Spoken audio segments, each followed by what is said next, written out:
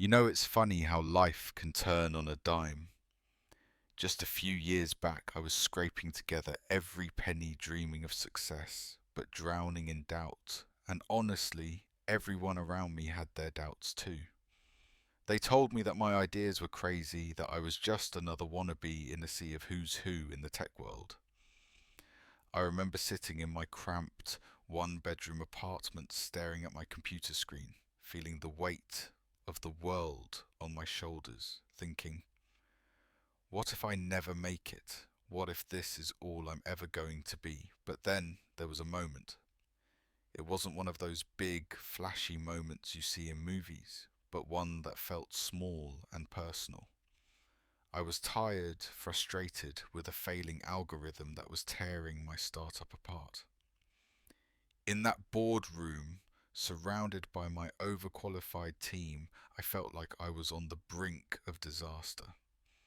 I mean, one slip up could mean financial ruin, and the thought of letting my team down, the people who believed in me, that gnawed at my insides. So, in a moment of desperation, I blurted out, "Fix this algorithm and I'll give you $200 million." The room went silent, but inside me there was this flicker of hope. That flicker was nothing compared to what was to come.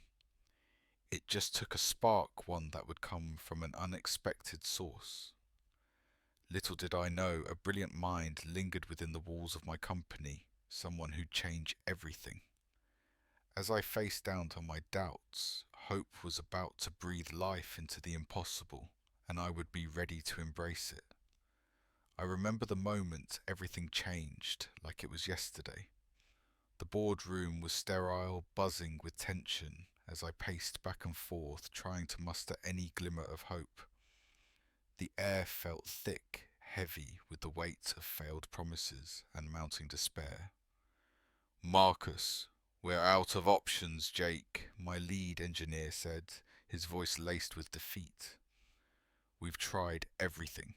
I could feel my heart pounding in my chest, a storm of anger and frustration rising to the surface. "I've given you all the resources.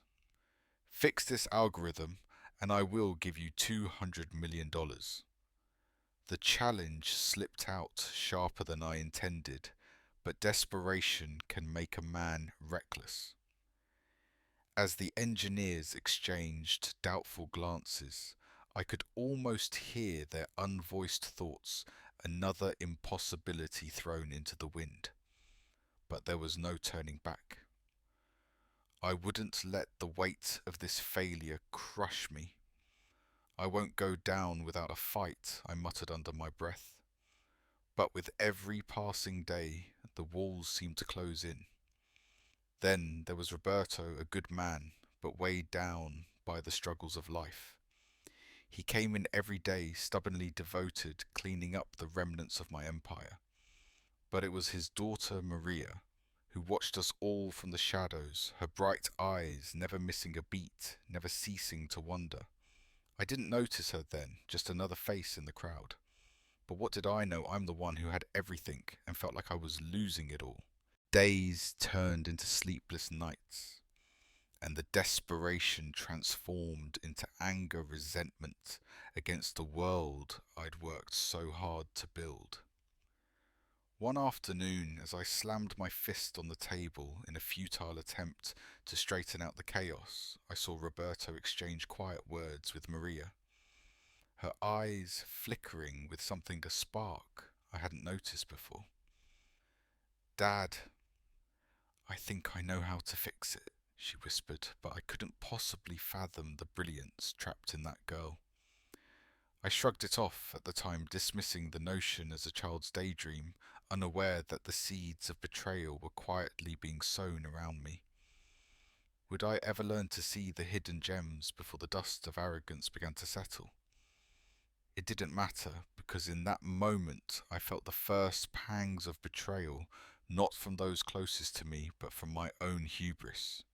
You know, as the days dragged on, the weight of desperation settled thick in the air. I still remember Marcus pacing around that boardroom like a lion with indigestion. You could practically see the steam billowing from his ears. Fix this algorithm, or we're all toast, he declared, and believe me, the panic that flashed across everyone's faces was a sight to behold. It was like watching a horror movie with the sound turned off, no screaming, just that eerie silence punctuated by the frantic tapping of keyboards. Meanwhile, the engineers, who had once seemed invincible, wore expressions that screamed defeat. You could hear the whispers. We've tried everything. It's hopeless. Talk about a morale booster, huh? Cue the dramatic music in my head. And there was Maria, the quiet observer soaking it all in. A 12-year-old girl with a spark in her eyes, as though she could see the very code behind the chaos. If only the adults would listen. I thought maybe she'd crack the case. But what did they know about her potential? She was just the janitor's kid, right? When Roberto finally held the courage to mention her idea to Marcus, I could almost hear the collective gasp echo through the office. Because let's be real here, the only thing riskier than a failing algorithm was suggesting a solution from a kid, especially in a high-stakes environment like this. But you could feel that little flicker of hope. Maybe, just maybe, this would be the crazy idea that turned the tide. And honestly, isn't that just the nightmarish dance of desperation? It's where the brilliance lies hiding in plain sight, waiting for someone brave enough to step into the chaos with a wildly unpolished solution. The boardroom is silent, a chasm of despair. Marcus Chen, once invincible, feels the weight of crushing defeat. This is it, he whispers to himself. His team faces pale eyes, sunken looks to him for direction. Each tick of the clock echoes doubts. Suddenly the door creaks open. Roberto enters, tentative but resolute, with Maria by his side. A flicker of hope dances in her eyes. Just listen. He pleads desperation, clawing at his throat. Marcus eyes the child doubt shadowing his expression. What does she know? He thinks, but he nods. As Maria takes the floor, she's a stark contrast to the corporate air. Her voice is soft, yet resolute. What if... She starts. We look backward. Silence wraps around them, thick and heavy. But the spark catches something changes. She sketches her ideas with passion. The lines flow like rivers of clarity on the board. Marcus steps forward, leaning in. She's lighting a fire with her words, igniting flickers of realization in the tired eyes of the engineers. The room holds its breath. They test it. Nervous energy crackles like electricity overhead. 0, 1, 2. And then success.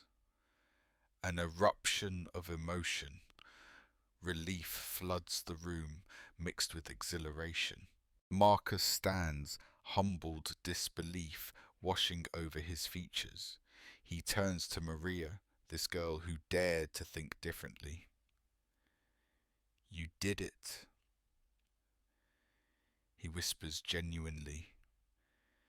A new respect blossoms in his heart, breaking through the walls built by pressure and pride. In that moment, he sees not just a saviour of the company, but a powerful voice that demands to be heard. He remembers Every problem is a chance for brilliance. From brokenness, something unstoppable is born. I won't just reward her. He vows, eyes alight with vision. I'll change this place. Hope begins to ripple, casting shadows of despair away. Every wall that confined them starts to crumble. Every doubt falls silent under the roar of newfound ambition. This is just the start. The spark has ignited. As the dust settled in the boardroom, the tension transformed into a palpable energy. Marcus stood in front of a large digital screen, displaying a vibrant, reimagined algorithm. The brainchild of a 12-year-old girl who had been overlooked but never underestimated. He turned to Maria, his eyes shimmering with humility and pride. "You did it," he whispered, barely containing his excitement. The moment encapsulated everything: the late nights, the doubts, the relentless chase against deadlines, now crystallized into triumphant clarity. In the bustling corridors of Tech Central, a headline buzzed across the screen of major business outlets: "From failure to fortune. A young girl's insight saves tech giant." The roar of the crowd outside their headquarters was a crescendo of hope, a celebration of dreams that seemed so out of reach. Marcus turned toward his team, their faces lit with disbelief and pride. This was a collective effort, he asserted, as he scanned the grateful faces of the engineers who had once felt lost. And it starts a new chapter for all of us. That afternoon, Marcus gathered with Roberto and Maria in his office, its expansive window revealing the skyline a perfect metaphor for their aspirations. He extended his hand to Roberto for a firm handshake.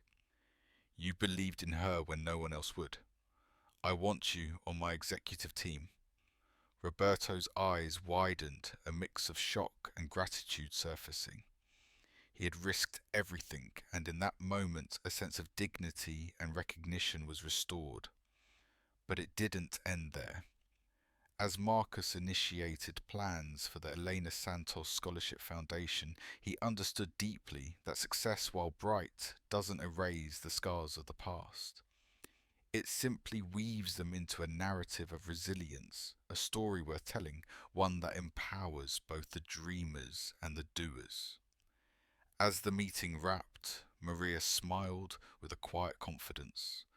She had finally carved her space in the world, not through arrogance, but through undeniable brilliance.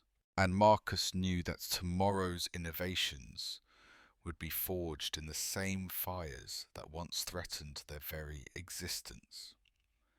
As we step back from this remarkable journey, it's hard not to reflect on the intricate tapestry of power trust and the oft tempting allure of revenge.